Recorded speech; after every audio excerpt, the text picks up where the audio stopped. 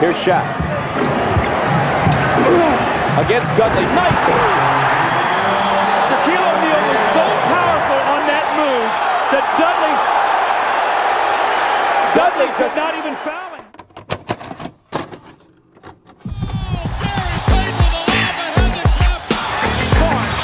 Hey guys, this is Dominique Wilkins. Hey, this is Sean Kemp. This is Gary Payton. Hey, this is Pau Gasol. NBA fans, what's up? This is Vince Carter here.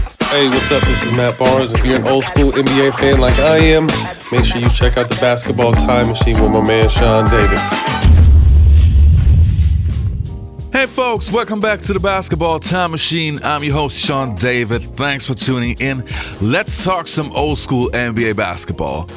Now, today's episode, I want to take a look at my personal top 10 bigs of all time. And obviously, it's going to be a difficult list, but hey, what about a new challenge? But before we get into that, I want to remind you guys, please subscribe to the channel and don't forget to click the notifications button so you always get notified once I upload a new video. All right, enough said. Let's dive right into today's episode.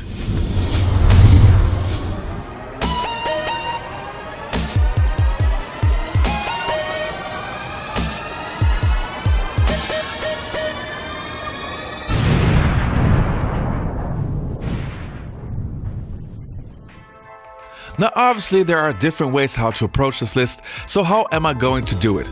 Well, I want to do it like this. If I was able to draft those players, in what order would I draft them? All right, so let's start. So, coming in at number 10 is Patrick Ewing, talking about a true warrior who never had the greatest supporting cast, but who still would compete for a championship every single year. A big who was a defensive force, who would intimidate guards not to come into the paint, but who could average 25 points per game in a good season. Sure, he never won an NBA championship, an MVP, and all the other important accolades, but if you want a big on your team who would give you 110%, Ewing would be your guy. He makes the 10th spot on my list. And the next player on my list, so coming in at number 9, is Joel Embiid, one of the 2 active players that I have in my top 10 list. Now we gotta put things in the right perspective. He only played a couple of years so far, and yes, we don't know what happens in the future. And even though I'm not the biggest fan of today's NBA, there's no denying that this guy has an incredible skill set. His post game reminds me so much of Hakeem olajuwon. Then he can also shoot the outside ball. He's a great defender. He basically has everything you want in a big player. An important question to me is, would he be able to play in the 80s and 90s? Well, I would say definitely. If he wins a championship in the future and maybe the MVP award, he rightfully deserves the 9th spot on my list. And the next player, so coming in at number 8, is also the second and last active player, Anthony Davis. Of course, Anthony Davis sometimes plays the power forward position, but just like Hakeem Olajuwon, he simply can play both positions. Davis is a player who simply has it all, the complete package. A big who can handle the ball, shoot from anywhere, incredible defender, and a guy who could drop 30 points on any given night. If he was a better rebounder, he could even be higher on my list. But I think number 8 for now is fair. He got a championship under his belt and is a yearly MVP candidate. But again, there are 7 players that I simply would rank higher. At number 7, David Robinson, aka the Admiral. With Robinson, I personally feel he could also be the 6th place, but hey, I had to make a decision. He to me is one of the most underrated players of all time. One of the first bigs who could really run the floor. He had a soft touch, and being left-handed, he was very tough to guard. Robinson is probably one of the quickest players on the list, very fast first step, incredible defender, and even more important, the perfect leader.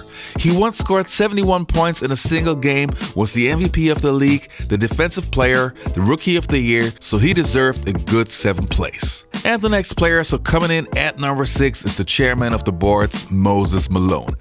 As a kid, I was a huge Moses Malone fan simply because I loved how he dominated the boards. In his prime, he was the best big in the league, even surpassing Kareem Abdul-Jabbar. He was a 3-time MVP, a Finals MVP, an NBA champion, and a player that on a good night would give you 30 points and 20 rebounds. Not many players were able to do that. Moses had a solid post game, and in 7 seasons he would average more than 14 boards per game. So Moses deserves a good 6th spot. And the next player, so coming in at number 5, is probably going to be my most controversial pick. My number 5 goes to Bill Russell. Yes, I know that many of you might have him in your top 3, and I can't understand why. I mean, he won 11 rings, he was one of the best defenders of all time, one of the greatest shot blockers of all time. There's no arguing that he's definitely one of the best players of all time. But if I would have to draft my big, I simply would pick 4 players ahead of him. And another thing that I want to mention is that he had such an incredible team that of course he won many championships, and not taking anything away from Russell. I mean, he was playing against the Los Angeles Lakers and Will Chamberlain. But all I'm saying is that the odds were not against him. And taking a look at his overall skill set, I simply think that there are players who were better than Russell. So he gets a good 5th place. So coming in at number 4, the reason why I could not rank Bill Russell higher, my number 4 goes to Shaquille O'Neal, the most dominant force in the modern day NBA, also a player who in my opinion was very much underrated. Now you might think Shaq being underrated, that sounds crazy, but hey, listen. Many people say that Shaq was just so dominant because of his physical presence, but nobody talks about that Shaq could handle the ball, run the floor, especially in his younger days, and he had a great post game. I mean, his baby hook, his fadeaway, his step through, he had a very nice shimmy. So I just wanted to make sure that we don't overlook that. So his offensive game was far better than many people give him credit for. Then of course he won 4 championships, he was the MVP, the finals MVP, and then this incredible personality. So if I would have to draft my big, Shaq would be my 4th pick. Yep, he did. Almost put it in too. Here's Bowie. Shaquille, whoa!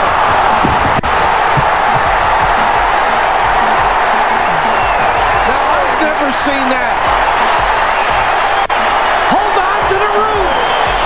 The Shaq attack. Now, my number 3 goes to Hakeem the Dream Olajuwon. And again, I'm pretty sure that not everybody agrees with that pick, but Hakeem Olajuwon to me was just a perfect big. We all know that he probably had the best post game of all bigs on this list. I mean, come on, the Dream Shake was poetry in motion. Olajuwon would average between 25 and 28 points in his prime, but the one thing that stands out the most to me was his defense. I think he's the best defender on this list. And not only because he was this incredible shot blocker with a career average of 3.1 blocks per game, but he could also cover a guard in switch situations. Also, Hakeem was the first player who once was in the top 10 in 4 different categories. I mean, that to me says it all. And the next player on my list, so coming in at number 2, is Will Chamberlain. Now, there are many people who don't take his stats seriously, saying that back in those days it was easy to score 50 points in a single game. Well, but if you have played basketball, then you know to score 50 points even against bad competition is not easy. And just to think that this guy would average 50 points per game for an entire season was just unbelievable. He's probably the strongest guy together with Shaquille O'Neal on this list, and I simply think that he was far ahead of his time, and I'm pretty sure he would be able to play in any era. Another thing that many people seem to forget is that he was this incredible rebounder, averaging 27 rebounds in a single season. I mean, come on, those numbers are simply unreal. Now the number 1 position goes to Kareem Abdul-Jabbar, the best big of all time in my opinion, not only because of his incredible skyhook, the most deadliest weapon of all time, but Kareem was so much more. He ran the floor with Magic Johnson, and in his prime he was a good rebounder, an incredible passer for a big, a lockdown defender, and there's a reason why many people consider him to be the best player of all time. The hook shot isn't really popular in today's game because the players coming up, they've watched film of Dr. J and Michael Jordan, and that's how they want to play. You know, Kareem is the greatest. I mean, in terms of centers all time, Kareem is the number 1 guy. In terms of players all time, Kareem is still the number 1 guy. You know, he's the guy you got to start your franchise with. Because you get 20 years. You get 20 years and you get leadership, you get excellence. It's the ball into Kareem, swing left to right hand, 8-footer is good.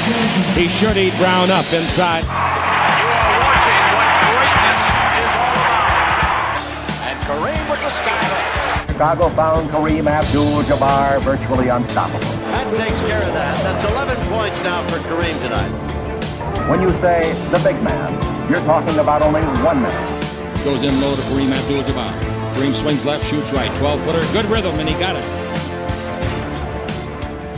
All right, you guys, that was it for today's episode. Don't forget to leave a like and also subscribe to the channel. Click the notifications button and post your top 10 bigs of all time underneath the comments. All right, see you next time. Take care and goodbye.